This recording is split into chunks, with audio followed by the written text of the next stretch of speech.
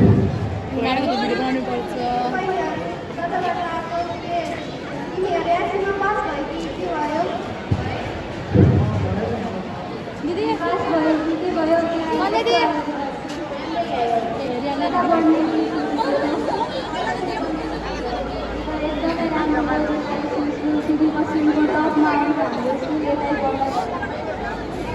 राम्रो गरे हाम्रो स्कुलमा धेरै व्यवस्थाहरू पनि छ। हाम्रो स्कुलमा कम्प्युटर ल्याबहरू पनि समुचित छ। हाम्रो स्कुलमा पढ्दा हुन्छ धेरै सुविधाहरू पनि छन्। सर म्यामहरू पनि धेरै राम्रो हुनुहुन्छ। हुन्छ हाम्रो स्कुलतिर पढ्न हुन्छ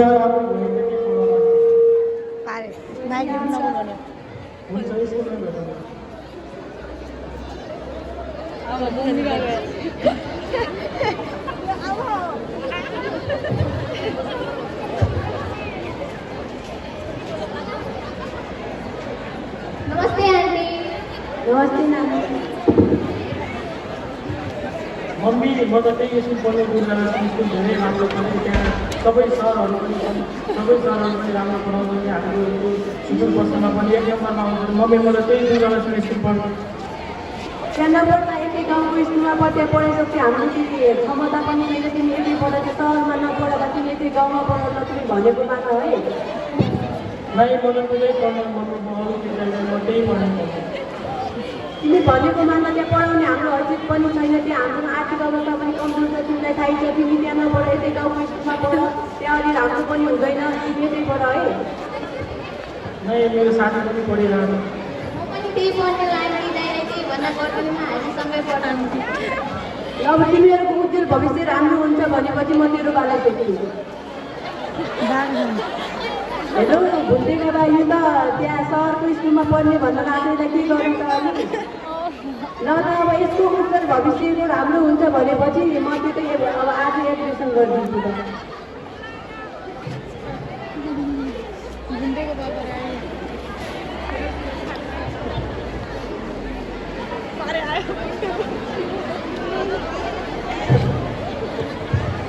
के भयो यसलाई आज एकै दिनमा यो स्कुलबाट यसो अँध्यारो मुख लागेर किन आयो?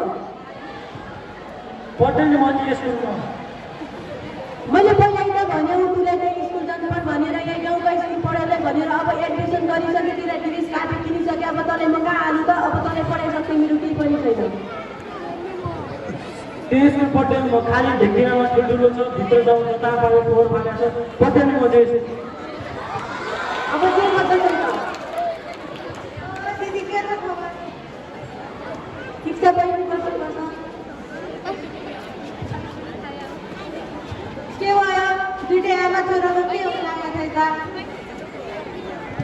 हेर न बहिनी, अस्तिदेखि दुर्गालक्ष्मी स्कुल पढ्छु भनेर धेरै मसँग जुक्ति गरेर त्यहाँ एडमिसन गरायो भने आज एकै दिनमा म त्यो स्कुल जाँदैन भन्छ। अब के गर्नु यसलाई तपाईँ सम्झाइदिनु पर्छ। के भयो कन्ट्याक्ट किन रेसाकै? के भयो? पढ्दैन म चाहिँ स्कुल चाहिँ खालि बाहिरबाट ढेकिनामा मात्र ठुलो छ। भित्र गएपछि जताभावी फोहोर फालेको छ। उहाँ टोइलेटमा पनि प्याडहरू फालेको छ। पढ्दैन म चाहिँ स्कुल। अब तिमी के गर्छौ? म तैँलाई सम्झाउँछु। तिमी आफू सम्झाउँछौ। हेर कन्ट्याक्ट नरिसा धेरै। त्यहाँ अब तेरो भर्ना भइसक्यो। कापी किताब सबै किनिसक्यो। पढ्दै राम्रोसँग भोलि हामी स्कुल गएर सर म्यामसँग सल्लाह गरेर होला भित्र जा पढायो।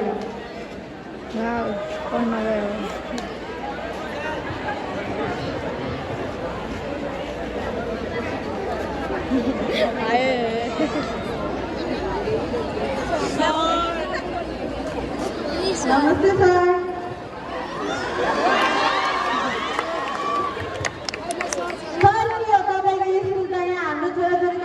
भन्न लागेको छ जताभावी फोहोर छ। प्रायः राम्रो छैन। क्लासरुममा टिकटक बनाउँछन् भनेर जताभावी फोहोर गरेर पढ्दैन भन्ने लाग्छ। के हो हामी त बुझ्नै सकेन। अब ठुलो धेरै सङ्ख्यामा विद्यार्थीहरू भयो भने 2-4 जनाको सफाइमा निस्किहाल्छन्। हामी त्यही व्यवस्थापन गर्नेछौँ। अब हामीले गरेर हुँदैन। पनि हेर्नुपर्ने होला होइन। यसको हामी यस्तो गुनासो फोहोर पनि त मैले चाहिँ आउनु पऱ्यो। त्यही त मेरोतिर ल्याइपर्छ भनेर रहेछ। हाम्रो मेरो छोराको मार्कसिट दियो। हामी लगेर लैजान्छौँ। मेरो छोरालाई मात्रै यता पढाउँदैन। त्यसो कुरा नगर्नु। हामी व्यवस्थापन गर्दैछौँ। दिनु हो यस्तो अपछि हामी व्यवस्थापन गरिहाल्छौँ। नहीं हाम्रो त आफ्नो छोराछोरीको मार्केटिङ चाहियो, हामी त लैजान्छौँ। ठिकै छ, तपाईँ त्यसो गर्नुहुन्छ भने अब खै के भन्नुहुन्छ यसो कहाँ जाउँ गइदिनुहोस्।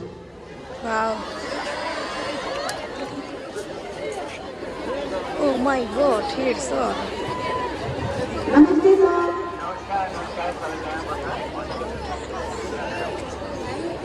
के हो सर, तपाईँको स्कुलमा पुरा फोहोर भन्न लागेका छन्, शौचालय फोहोर, यताउता फोहोर भन्न लागेका छन्, हाम्रो छोराछोरीले पढ्दैन भन्न लागेका छन्।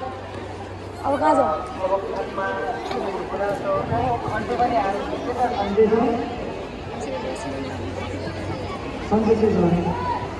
अनि के गुनासो तिम्रो मनमा बुझ्न पनि आउनुभएको रहेछ। अब हाम्रो जीवनमा त्यस्तो नराम्रो छैन। अब सबै मिलेर कुराहरू हामी त्यो बाटोलाई बनाउनु त्यो मेन त्यो कारण भनेको त्यो कि मोबाइल आयो।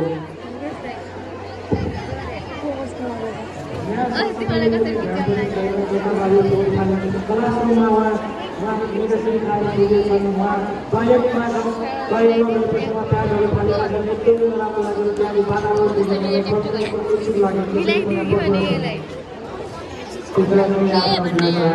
अब सबैजना आएर मिलेर कुरा गर्नु। अगाडि गएर भिडियो बनाएर तिम्रो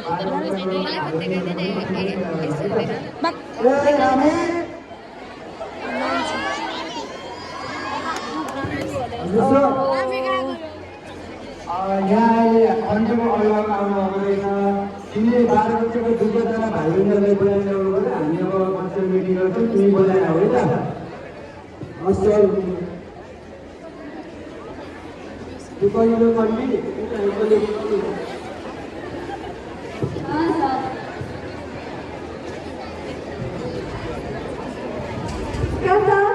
नमस्कार नमस्कार बसेर कुरा गर्न बस्नु। हाम्रो चाहिँ यहाँ एक खण्डको अभिभावकहरू आउनुभएको रहेछ र हाम्रो विद्यालय चाहिँ एकदमै फोहोर छ। अनि यहाँ व्यवस्थित छैन। कक्षा कोठामा पनि मोबाइलहरू ल्याउने गर्ने भनेर गुनासो राख्नुभएको छ। अब सबैजना मिलेर सल्लाह गरौँ भनेर मैले बोलाएको छु। अब तिमीले पनि हाम्रो स्कुलको के राम्रो कुराहरू हाम्रो स्कुलको बारेमा बाबुलाई सम्झाउनु पऱ्यो। नमस्ते आन्टी। नमस्ते आन्टी, तपाईँहरू आउनुभयो ठिकै हो। तिमीलाई स्कुलमा कस्तो मतलब के भएर अप्ठ्यारो जस्तो पढ्दैन म यो स्कुल। के देख्यौ र तिमीले यता स्कुलमा? यहाँ धेरै नै फोहोर छ। मलाई त्यसको वातावरण नै घरमा पर्ने, त्यसैले म यहाँ पढ्दैन। अलिकति समस्या भनेको त्यो फोहोर मात्र हो भाइ, केही छैन। त्यो फोहोरको त व्यवस्था गरौँ न। हाम्रो स्कुलमा त्यस्तो केही छैन, सबै चिज राम्रो छ, यति राम्रो अरू भवन छ।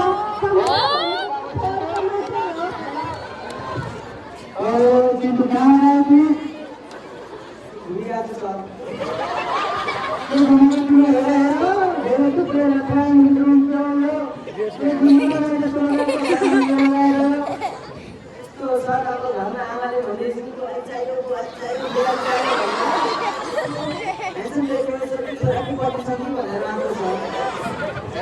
बुद्धि हुन्छ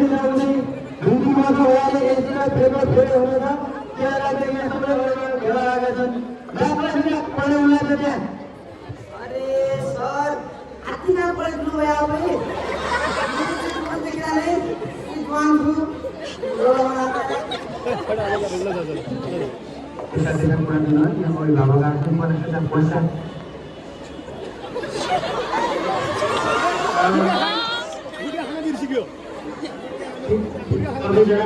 अब मिलेर छलफल गरौँ।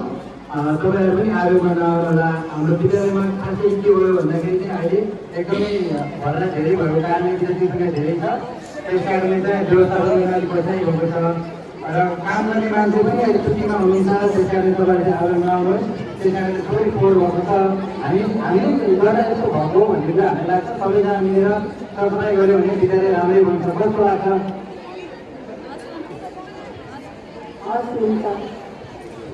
अब बाबुले पनि यहाँबाट स्कुल छोडेर जाने कुरा नगर्नुहोस्। हामीले पनि व्यवस्थापन गर्दैछौँ सबै कुराहरू। त्यही भएर चाहिँ अब रुममा पनि हामीले सबै क्लासहरूमा पनि व्यवस्थापन गरिन्छौँ। त्यस कारणले सबै मिलेर हामी स्कुललाई साफसफाइ गरेर हाम्रो विद्यार्थीहरू हामीले गर्नुपर्छ भन्ने कुराहरू आफूले बुझ्नुपर्छ। त्यस कारणले हामी अब भोलि आएर सबैजनाले विद्यालय साफसफाइ गरेर चिटिक्क बनाएर सबैजनासँग देखाउनुपर्छ हाम्रो विद्यालय कस्तो छ भनेर। हुन्छ है त? हुन्छ सर, हुन्छ। ठिकै छ नि त, त्यहाँ सरसफाइ हुने गयो म के स्कुल पर्छ।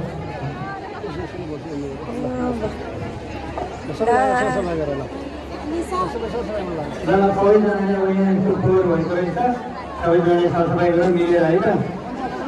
यो बजारमा सबैजनाले रोपाएर बस्नुपर्छ। हामीले किटाणुहरू हाम्रो हातमा लाग्छ।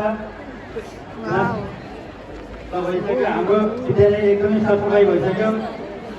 र त्यस कारणले चाहिँ अहिले हाम्रो हेर कति राम्रो भन्दा यताउता सबैजना हेर हाम्रो विद्यालय कस्तो राम्रो देखिरहेको छ। बाबु तिमीलाई कस्तो लाग्यो हाम्रो विद्यालय? एकदमै राम्रो लाग्यो। सरसफाइ भयो भने सबै विद्यार्थी पनि पढ्न आउँछन्। सधैँ यसै सरसफाइ भइराखेपछि क्लासको पनि व्यवस्थित गरेपछि म यतै पढ्छु नि सर। हेर अहिले यहाँ सबै विद्यालयको कक्षा कोठाहरू पनि एकदमै शान्त छ, पढाइ पनि राम्रोसँग भइरहेको छ। आज हिजो धेरै मिटिङ बसेर राम्रो भइरहेको छ। अब तिमीलाई यो विद्यालयबाट मार्कसिट लिन मन छ कि यस्तै पढ्न मन छ? होइन अब मार्कसिट लिँदैन सर, यस्तो वातावरण भएपछि म यतै पढ्छु। यो तपाईँ एक्लैले गरेर मात्र यहाँ नहुँदो रहेछ, गाउँमा चाहिने रहेछ। सबै सरहरूले मिलेर गऱ्यो भने चाहिँ राम्रो हुने रहेछ भन्ने सबैले। अब हाम्रो विद्यालय एकदमै चिटिको भइसक्यो। अब सबैलाई प्रचार प्रसार गर्नुपर्छ, विद्यालय राम्रो छ, सरसफाइ छ, पढाइ छ भनेर। त्यस कारणले सबैजनाले अब हाम्रो विद्यालय हाम्रो विद्यालय थ्याङ्क यू सो मच। हाम्रो विद्यालय